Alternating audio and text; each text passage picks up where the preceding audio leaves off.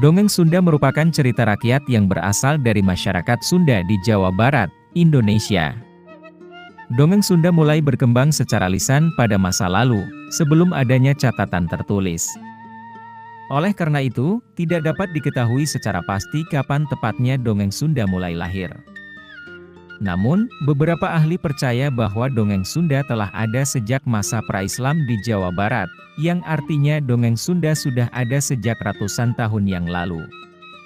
Seiring dengan perkembangan teknologi, dongeng Sunda kini dapat diakses dalam bentuk buku ataupun dalam media digital.